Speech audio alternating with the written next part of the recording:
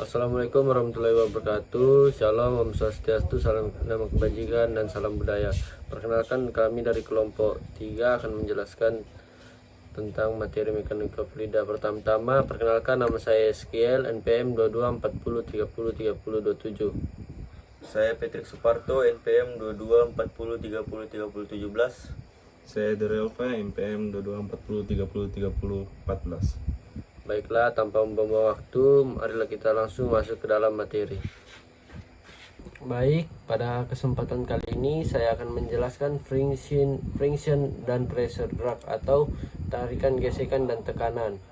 Yang dimana seperti yang disebutkan pada bagian 11.2, gaya hambat adalah gaya bersih yang diberikan oleh fluida pada benda aliran karena efek gabungan dan gaya geser dinding dan tekanan.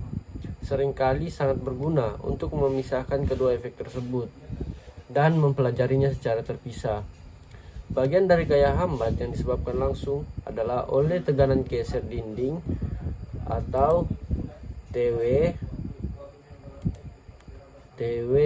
yang disebut gaya hambatan gesekan kulit atau skin friction drag, atau hanya gaya hambatan gesekan VD karena disebabkan oleh efek gesekan aksional, dan bagian yang disebabkan langsung oleh tekanan P yang disebut pressure drag yang dirumuskan juga sebagai CD friction dan FD friction per 1 per rho V2 kali A, dan CD pressure atau tekanan itu FD dikali pressure per 1 per 2 rho V pangkat 2 dikali A, dimana untuk hambatan ketika koefisien hambatan gesekan dan tekanan berdasarkan area yang sama atau gaya yang tersedia, koefisien hambatan total atau gaya hambat ditentukan hanya dengan menjumlahkan, dimana CD sama dengan CD friction ditambah dengan CD pressure, dan FD sama dengan FD friction tambah FD pressure. Nah, untuk gambar 11.10, di mana gaya hambat sepenuhnya disebabkan oleh gaya hambat gesekan untuk pelat datar yang sejajar dengan aliran, sepenuhnya disebabkan oleh gaya hambatan untuk pelat datar yang normal terhadap aliran, dan disebabkan oleh keduanya. Tetapi sebagian besar disebabkan oleh hambatan pada tekanan untuk silinder yang normal terhadap aliran. Koefisien hambatan total CD terendah untuk pelat datar paralel, tertinggi untuk pelat datar vertikal, dan di antara keduanya atau tetap mendekati dengan pelat datar vertikal, yang dimana ini keterangannya ini ditemukan oleh seorang ahli dari GM Homsi DKK, yaitu Multipedia Fluida Mekanik, di buku Cambridge Unit Press pada tahun 2010 di Universitas Transport, dan dicetak ulang dengan izin yang sebagaimana mestinya. Nah, untuk selanjutnya yaitu gaya hambatan gesekan adalah komponen gaya geser dinding ke arah aliran dan tergantung pada orientasi tubuh serta besarnya tegangan di dinding TW. Gaya hambat gesek adalah 0 untuk permukaan datar normal terhadap aliran, dan maksimum untuk permukaan datar yang sejajar dengan aliran karena hambatan gesekan dalam hal ini sama dengan gaya geser total pada permukaan. Oleh karena itu, aliran paralel di atas permukaan datar, koefisien hambatan sama dengan koefisien hambatan gesekan atau hanya koefisien gesekan, yang dimana gaya hambatan gesekan itu memiliki pengertian adalah fungsi yang kuat dari viskositas, dan meningkat dengan viskositas meningkatkan viskositas. Bilang Reynolds berbanding terbalik dengan viskositas fluida. Oleh karena itu, kontribusi hambatan gesekan terhadap hambatan total untuk benda tumpul tubuh lebih sedikit pada bilangan Reynolds yang lebih tinggi dan mungkin dapat diabaikan pada bilangan Reynolds yang sangat tinggi. Hambatan dalam kasus seperti itu sebagian besar disebabkan oleh tekanan seret pada bilangan Reynolds yang rendah. Sebagian hambatan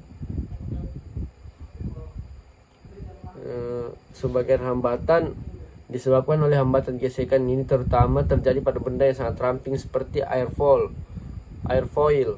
Gaya hambatan gesekan juga sebanding dengan luas permukaan. Oleh karena itu, benda dengan luas permukaan yang lebih besar mengalami hambatan gesekan yang lebih besar.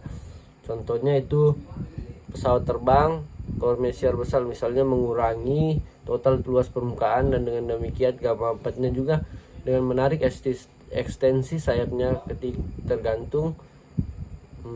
ketika mencapai jelajah untuk menghemat bahan bakar. Koefisien hambatan gesek tidak tergantung pada kekasaran permukaan dalam aliran laminar, tetapi merupakan fungsi yang kuat dari kekasaran permukaan dalam aliran turbulen.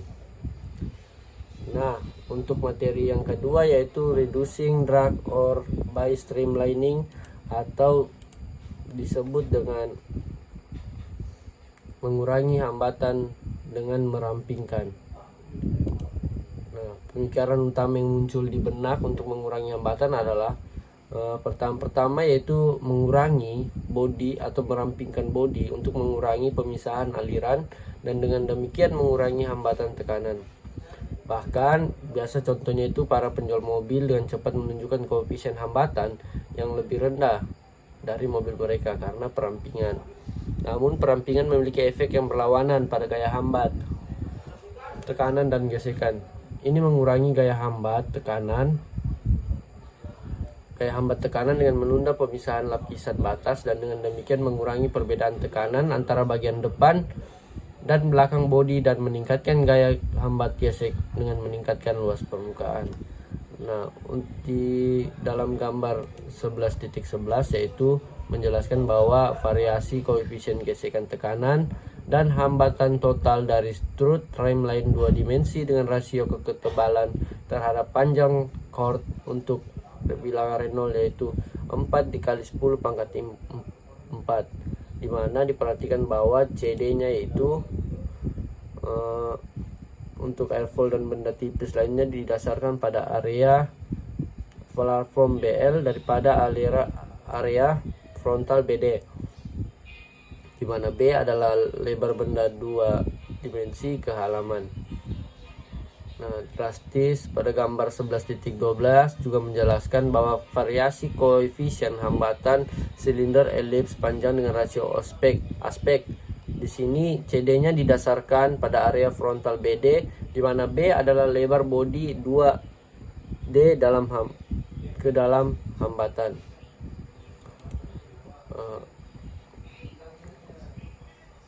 Selanjutnya itu pengurangan koefisien drag pada rasio aspek yang tinggi terutama disebabkan oleh lapisan batas tetap menempel pada permukaan lebih lama dan menghasilkan tekanan, di mana hambatan tekanan pada silinder elips dengan rasio aspek 4 atau lebih besar dapat diabaikan atau kurang dari 2% dari total hambatan pada bilangan Reynolds ini. Ketika rasio aspek silinder elips ditingkatkan dengan meratakannya yaitu mengurangi D sambil mempertahankan L konstan, di mana koefisien hambatan mulai meningkat dan cenderung tak terbatas saat L per D-nya yaitu karena elips menyerupai pelat datar yaitu sama dengan tak terhingga, yaitu karena elips menyerupai pelat datar yang sejajar dengan aliran. Hal ini disebabkan oleh area frontal yang muncul dalam penyebut dalam definisi CD mendekati 0. Ini tidak berarti bahwa gaya hambat meningkat secara drastis saat benda menjadi datar. Hal ini menunjukkan bahwa area yang formal. Nah, pada bab 10 yang dibahas pada bab 10, karena hambatan hanya akan meningkatkan luas permukaan dan dengan demikian hambatan total. Oleh karena itu, perampingan yang ceroboh dapat meningkatkan peningkatan hambatan dan bukan menguranginya. Mungkin itu dari penjelasan saya. Selanjutnya akan dijelaskan oleh saudara saya yaitu Deo Real Valedong. Saya ucapkan terima kasih. Baik, saya akan melanjutkan materi mekanika fluida, yaitu flow separation atau diterjemahkan menjadi pemisahan aliran. Pada kecepatan terendah, roda kendaraan selalu bersentuhan dengan permukaan jalan. Namun pada kecepatan tinggi, kendaraan terlalu cepat untuk mengikuti kelengkungan jalan dan lepas landas di bukit kehilangan kontak dengan jalan. Fluida bekerja dengan cara yang sama apabila dipaksa mengalir di atas permukaan yang melengkung pada kecepatan tinggi. Fluida mengikuti bagian depan permukaan yang melengkung tanpa masalah, tetapi mengalami kesulitan untuk tetap melekat pada permukaan di sisi belakang. Pada kecepatan yang cukup tinggi, aliran fluida melepaskan diri dari permukaan benda. Hal ini disebut pada pemisahan aliran gambar 11.13. Pada gambar 11.13 itu ialah pemisahan aliran di air terjun. Aliran dapat terpisah dari permukaan meskipun sebetulnya terendam dalam cairan atau terbenam dalam gas. Itu digambarkan pada gambar 11.14, yaitu pemisahan aliran pada anak tangga yang menghadap ke belakang di sepanjang dinding. Aliran dapat terpisah dari permukaan meskipun sebetulnya terendam dalam gas. Lokasi titik pemisahan tergantung pada beberapa faktor seperti bilangan Reynolds, kekasaran permukaan, dan tingkat fluktuasi aliran bebas. Dan biasanya sulit untuk memprediksi dengan tepat di mana pemisahan akan terjadi, kecuali ada sudut yang tajam atau perubahan mendadak pada bentuk permukaan padat. Ketika fluida terpisah dari suatu benda, maka akan membentuk suatu daerah terpisah antara benda dan aliran fluida. Daerah bertekanan rendah di belakang benda di mana resirkulasi dan aliran balik terjadi disebut daerah terpisah. Semakin besar daerah yang terpisah, semakin besar pula tarikan tekanannya. Efek dari pemisahan aliran dirasakan jauh di hilir dalam bentuk berkurangnya kecepatan relatif terhadap kecepatan hulu. Daerah aliran mengalir bodi di mana efek bodi pada kecepatan dirasakan disebut wake pada gambar 11.15, di mana yang terpisah akan berakhir ketika dua fluida aliran menyatu kembali. Oleh karena itu, daerah yang terpisah dari film tertutup, sedangkan oleh wake terus tumbuh di belakang bodi sehingga fluida di daerah wake mendapatkan kembali kecepatannya. Pada gambar titik 11.15 itu menunjukkan pemisahan aliran dan daerah wake untuk aliran di atas bola tenis.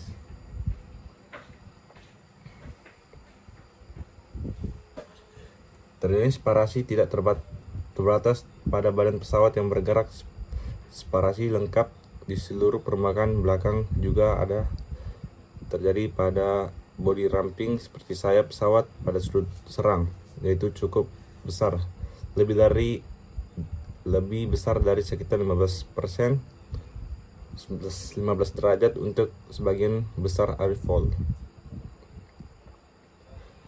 yang merupakan sudut yang dibuat oleh aliran fluida yang masuk dengan chord atau garis yang menghubungkan hidung dan telinga, trailing edge atau sayap. Pemisahan aliran pada permukaan atas sayap mengurangi daya angkat secara drastis dan dapat menyebabkan pesawat mengalami stall. Stall telah disalahkan atas banyak kecelakaan pesawat dan hilangnya efisiensi dari mesin pesawat. Ini ditunjukkan pada gambar 11.16, yaitu pada gambar A derajatnya itu 5%, yang B itu 15%, dari yang A itu 15 derajat, yang B itu 15 derajat, dan yang C itu 30 derajat. Masuk yang materi selanjutnya, itu adalah drag coefficient of common geometries, atau ditranslate koefisien seret dan geometri umum. Koefisien drag secara umum bergantung pada bilangan Reynolds, terutama untuk bilangan Reynolds di bawah sekitar 104. Pada bilangan Reynolds yang lebih tinggi, koefisien hambatan untuk sebagian besar geometri pada dasarnya tetap konstan. Tunjukkan pada gambar 11.17. Hal ini disebabkan oleh aliran bilangan Reynolds yang tinggi menjadi turbulens sepenuhnya. Namun hal ini tidak terjadi pada benda-benda bulat seperti ini. Silinder, sirkular, dan bola seperti yang kita bahas nanti di bagian ini, koefisien hambatan yang dilaporkan biasanya hanya berlaku untuk aliran pada bilangan Reynolds yang tinggi. Koefisien hambatan menunjukkan perilaku yang berada pada bilangan Reynolds yang rendah, merayap, sedangkan laminar dan tinggi turbulen. Efek inersia dapat diabaikan pada aliran dengan bilangan Reynolds rendah yang disebutkan aliran merayap, dan fluida membungkus pada badan pesawat yang mulus. Koefisien hambatan dalam hal ini berbanding terbalik dengan bilangan Reynolds, dan untuk sebuah bola koefisien hambatan yang ditentukan sebagai CD sama dengan 24/RE. Maka gaya seret yang bekerja pada benda bulat pada bilangan Reynolds yang menjadi rendah menjadi FD sama dengan CD A rho V kuadrat dibagi 2 sama dengan 24/RE A PV rho P pangkat 2 dibagi 2 sama dengan 24 rho VD per mu dibagi D2/4 rho V pangkat 2 bagi 2 sama dengan 3 mu FD. Pada gambar 11.17 itu adalah koefisien hambatan untuk sebagian besar geometri, tetapi tidak semua. Tetap ada pada dasarnya konstan pada Reynolds, angka di atas sekitar 104.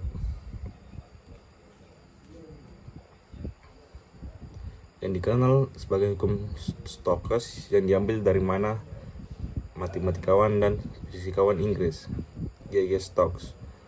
Hubungan ini menunjukkan bahwa pada bilangan Reynolds yang rendah, gaya hambat yang bekerja pada benda berbentuk bola sebanding dengan diameter, kecepatan, dan viskositas fluida. Hubungan ini seringkali berlaku untuk partikel debu di udara dan partikel pada tersuspensi dalam air. Koefisien drag untuk aliran dengan bilangan Reynolds rendah yang melewati beberapa geometri lainnya diberikan pada gambar 11.18. Yaitu pada gambar 11.18 koefisien drag CD pada bilangan Reynolds yang rendah.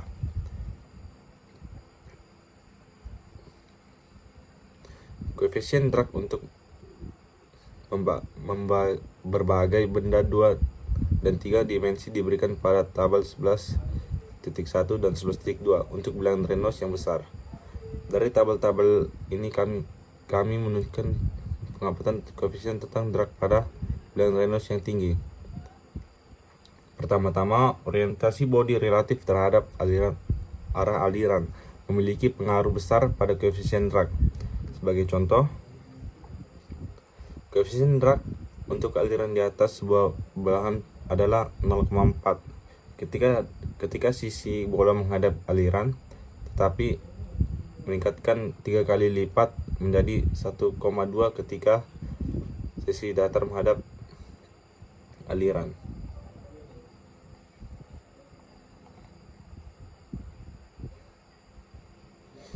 Untuk benda tumpul dengan sudut tajam seperti aliran di atas, blok persegi panjang atau plat datar yang normal terhadap aliran, pemisahan terjadi di tepi permukaan dengan depan dan belakang tanpa perubahan signifikan pada karakter aliran.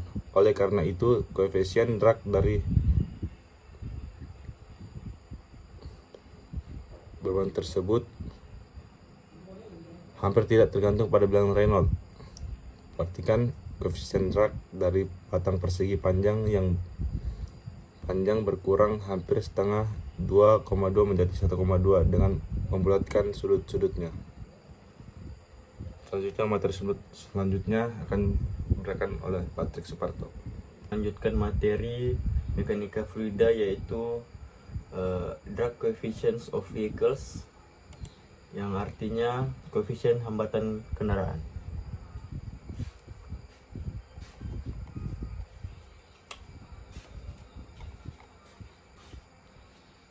Pada gambar 11.19, koefisien hambatan suatu benda dapat berubah secara drastis dengan mengubah orientasi benda, dan dengan demikian bentuknya relatif terhadap arah arilan mobil penumpang. Secara umum, semakin tumpul kendaraan, semakin tinggi koefisien hambatannya. Memasang fairing menggunakan koefisien hambatan rig tractor trailer sekitar 20% dengan membuat permukaan lebih ramping. Presentasi penghematan bahan bakar berkurangnya hambatan adalah sekitar setengah dari presentase pengurangan hambatan pada kecepatan jalan raya. Ketika efek jalan pada gerakan udara diabaikan, bentuk ideal kendaraan adalah tetesan air mata dasar dengan koefisien hambatan sekitar 0,1 untuk kasus aliran turbulen. Namun bentuk ini perlu dimodifikasi untuk mengakomodasi beberapa komponen eksternal yang diperlukan seperti roda, spion, as roda, dan gagang pintu. Selain itu, kendaraan harus cukup tinggi untuk kenyamanan dan harus ada jarak bebas minimum dari jalan.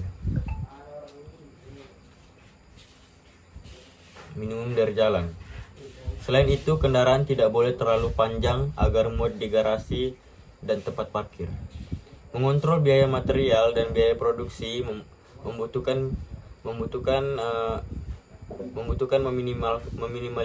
meminimalisir atau menghilangkan volume mati yang tidak dapat digunakan. Hasilnya adalah bentuk yang lebih menyerupai kotak daripada tetesan air mata. Dan ini adalah bentuk mobil-mobil awal dengan koefisien hambatan sekitar 0,8 pada tahun 1920-an.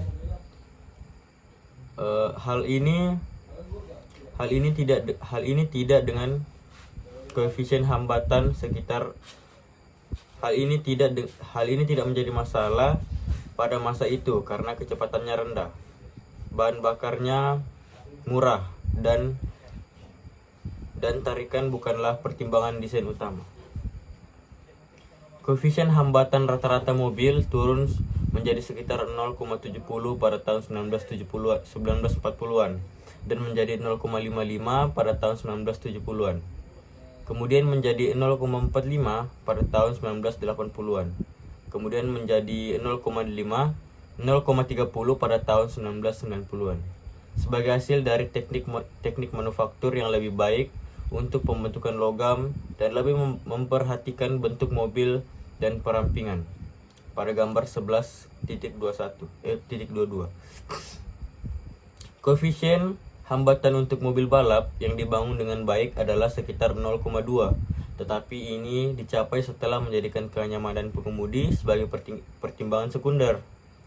Memperhatikan bahwa batas bawah teoritis CD adalah sekitar 0,1 dan nilai untuk mobil balap adalah 0,2.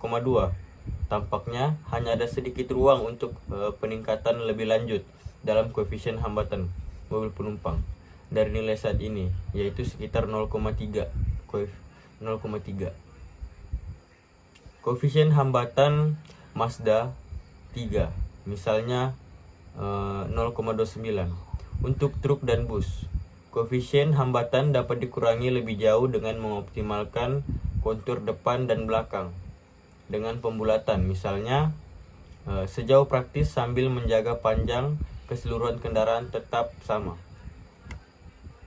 Ketika bepergian dengan kelompok, Cara yang licik untuk mengurangi hambatan adalah dengan melakukan drafting, sebuah fenomena yang terkenal di kalangan pengendara sepeda dan pembalap mobil.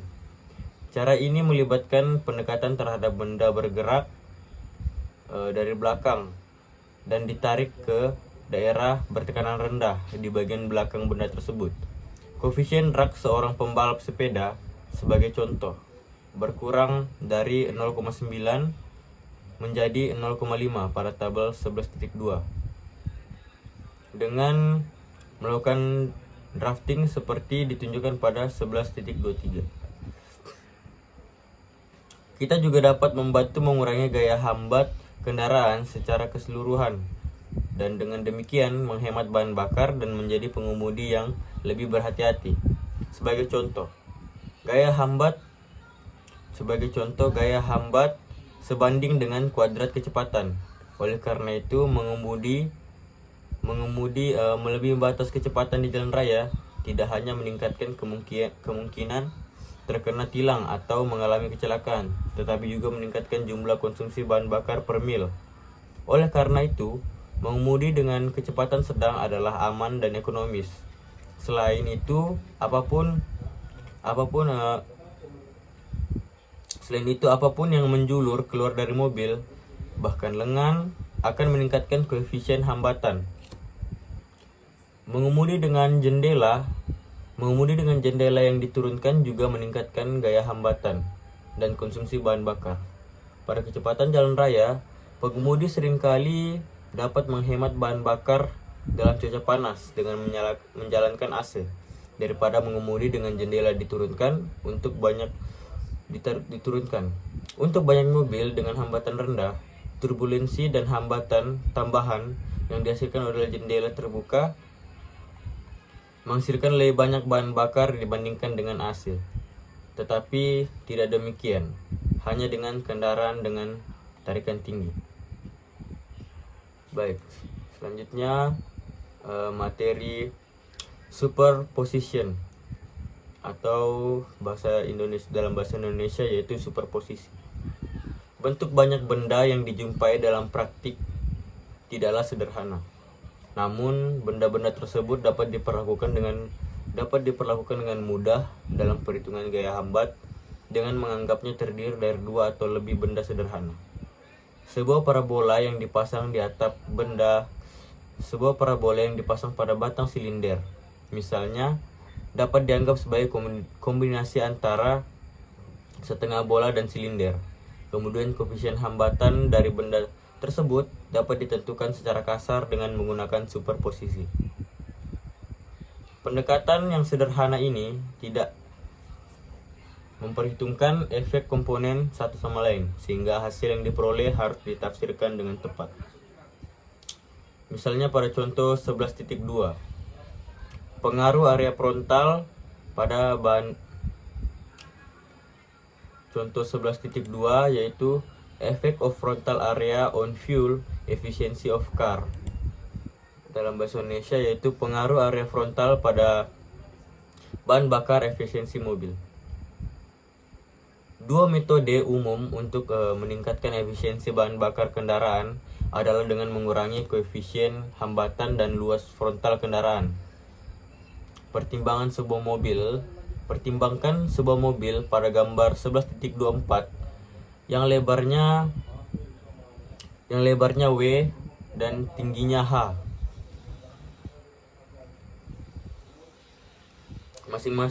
Masing-masing yaitu lebarnya 1,85 dan tingginya 1,85 meter dan tingginya 1,70 meter dengan koefisien hambatan 0,30. Tentukan jumlah bahan bakar dan uang yang dihemat per tahun sebagai hasil dari pengurangan tinggi mobil menjadi 1,55 meter dengan tetap menjaga lebarnya tetap sama. Asumsikan mobil dikendarai sejauh 18 km per tahun dengan kecepatan rata-rata 95 km per jam. Anggaplah massa jenis dan harga bensin masing-masing adalah 0,74 kg per liter dan $0,95 per liter. Asumsikan juga bahwa massa jenis udara adalah 1,20 kilo per meter kubik. Nilai kalori bensin adalah 44.000 kJ per kilogram dan efisiensi keseluruhan mesin mobil adalah 30%. Solusi: area depan mobil dikurangi dengan mendesain ulang. Penghematan bahan bakar dan uang dihasilkan per tahun harus ditentukan. Asumsi 1. Satu mobil dikendarai sejauh 18 km per tahun dengan kecepatan rata-rata 95 km per jam. Itu asumsi pertama. Asumsi yang kedua yaitu efek pengurangan area frontal pada koefisien hambatan dapat diabaikan. Kemudian propertinya, kepadatan udara dan bensin diberikan 1,20 kg per meter kubik dan 0,74 kg per liter. Masing-masing nilai kalori bensin diberikan sebesar 44.000 kJ per kilogram. Menggunakan persamaan FD sama dengan CA dikali PV kuadrat per 2, di mana A adalah area depan bodi. Gaya hambat yang bekerja pada mobil sebelum didesain ulang adalah berikut persamaannya, yaitu FD sama dengan 0,3 dikali dalam kurung 1,85 dikali 1,70 meter kuadrat dikali dalam kurung 1,20 kilogram per meter kubik dikali 95 km per jam pangkat 2 per 2, kemudian dikali 1 meter per second kuadrat dikali 1 N dibagi 3,6 km per jam dikali 1 kilo. Dengan memperhatikan bahwa kerja adalah gaya dikalikan jarak, jumlah kerja yang dilakukan untuk mengatasi gaya hambatan ini dan input energi yang diperlukan untuk jarak 18 km, yaitu W drag sama dengan FDL sama dengan 394 Newton dikali 18.000 km per tahun dikali 1000 meter per 1 km dikali 1 km per 1000 Newton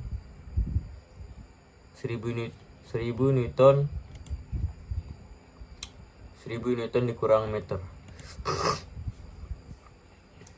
dimana didapatkan hasilnya yaitu hasilnya yaitu 7092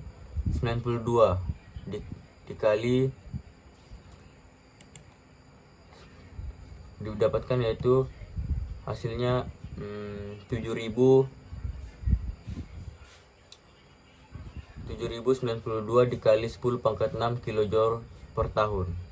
Kemudian E-in nya yaitu W drag dibagi efisiensi sama dengan 7092 dikali 10 pangkat 6 kJ per tahun dibagi 0,30 sama dengan 2364 dikali 10 pangkat 7 kJ per tahun. Jumlah dan biaya bahan bakar yang memasuk energi sebanyak ini adalah jumlah bahan bakar sama dengan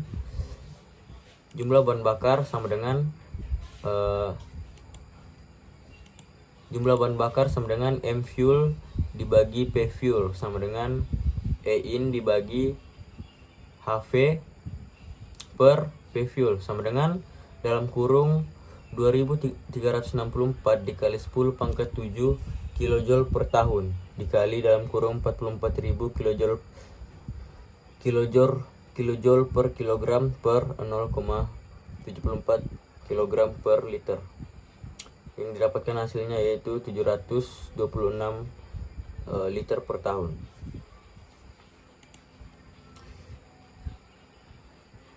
Biayanya sama dengan jumlah bahan bakar dikali biaya satuan,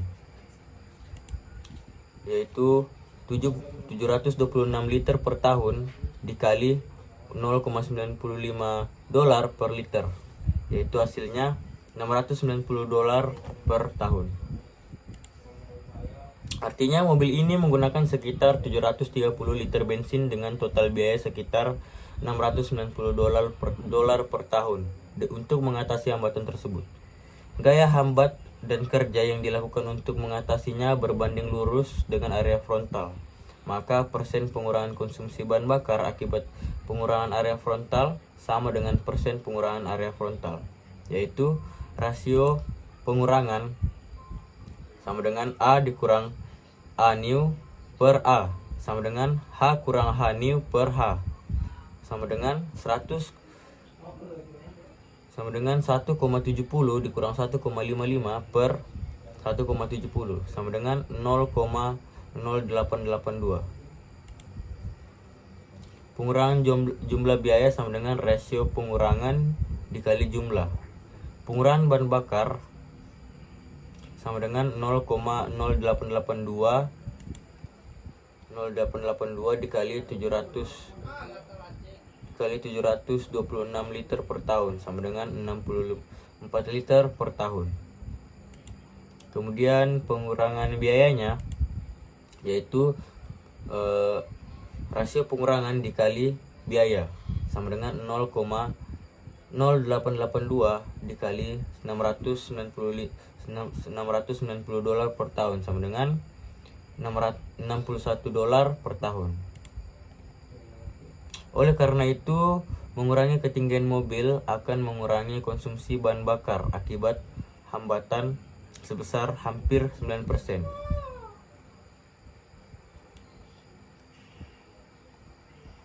Contoh 11.2 menunjukkan besarnya upaya yang dilakukan untuk mendesain ulang berbagai bagian mobil seperti cetakan jendela, gagang pintu, kaca depan dan ujung depan dan belakang untuk mengurangi hambatan untuk mobil yang bergerak di jalan datar dengan kecepatan konstan. Tenaga yang dikembangkan oleh mesin digunakan untuk mengatasi hambatan guling, gesekan antara komponen yang bergerak, hambatan aerodinamis, dan juga menggerakkan peralatan tambahan. Tarikan aerodinamis dapat diabaikan pada kecepatan rendah, tetapi menjadi signifikan pada kecepatan sekitar 30 mil per jam. Pengurangan area frontal mobil yang tidak disukai oleh pengemudi tinggi juga berkontribusi besar terhadap pengurangan hambatan dan konsumsi bahan bakar.